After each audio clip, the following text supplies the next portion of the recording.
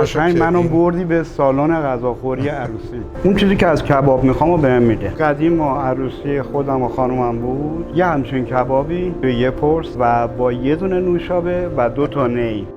خوبی، ببخشی وقتتو گرفتم. یه سوال ازت دارم، خیلی راحت جوابمو بده. یه کوبیده خوب چه جوریه، چه شکلی از نظرت؟ برای من مهمه که سوخته نباشه روش. حالت مدیوم باشه که مثلا خیلی پس تو آبدار دوست داری؟ آره. باید هم آبدار باشه، اون لذت چربی که داره بهت بده و از گوشت خوب استفاده شده باشه. دنبه نده. سفت نباشه. نرم باشه، گوشت رو بذاری زیر دندون، آب بشه بره پایین، خستگی در بیاد داداش. ظاهر کوب کباب بوده خیلی واسه مهمه. علاوه بر ظاهر بافت کباب کوبیده، دوست داری نرم و آبدار باشه دیگه. چربیش کمتر از مثلا نسبت به گوش گوشتش باشه و اینکه باید تازه باشه، گوشت گوسفندی باشه، لذیذ باشه، آدم بخوره، مزه گوشت احساس کنه. توش قرمز نباشه. من مثلا خودم چنجه زیاد دوست ندارم، ولی کوبیده دوست دارم چون خیلی نرم‌تره و خوشمزه تره. لاستیکی نباشه. مزه تلخی آخرش تو دهن ایجاد نشه. طعمش خوب باشه دیگه. ادویه‌اش یه جوری باشه که مثلا خوش طعم بشه. تو دهن آب پیازش خیلی بیشتر باشه که بالاخره خوش طعم بشه. یه سری‌ها برمی‌دارن گوشت مونده استفاده.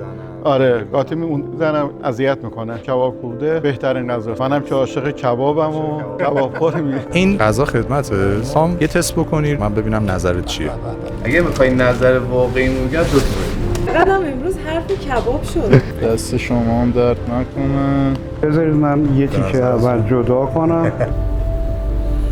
چه بویی داره. بوش عالیه. دست شما درد نکنه. بحث معلومه خوبه دیگه. قیافت من موش که عالیه.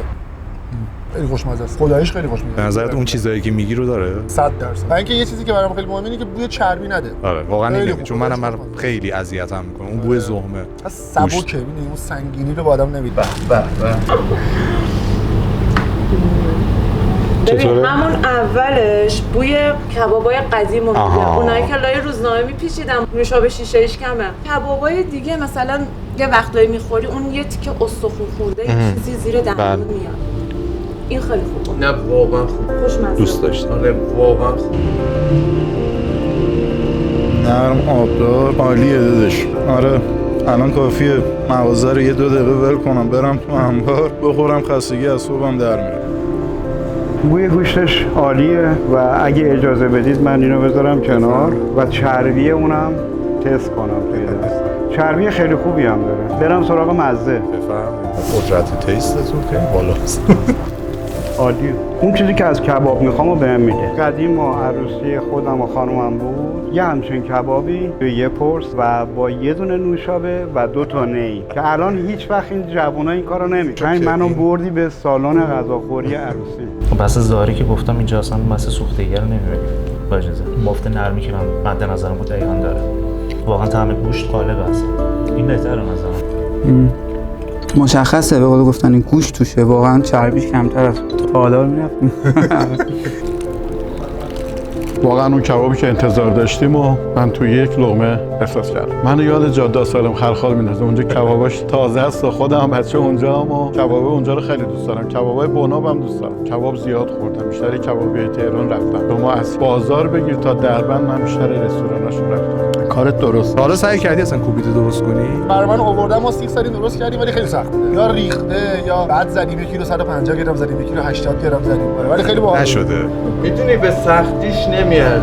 والا آره ولی خب نتونستم دیگه. نشده. دوستی خواهی نشده. تلاشمو کردم نشد. خیلی دوست دارم بتونم درست کنم اما چند بار درست کردم به سیخ نمونده. از روی سیخ افتاده. بعد میرم پیش شما آموزش ببینیم. یوتیوب و اینستا رو میدم، دوست داشتی برو ببین. حتما میریم مرسی. سابسکرایب کنیم ببینیم. ممنون که وقت گذاشتی. برو اینم بزن لذت شد. شبت بخیر. متشکرم. نوش جونت. ببر بخور خستگی در بیاد. بخورید خستگیتون در بره. ان شاءالله مردم غذای خوب بخورن.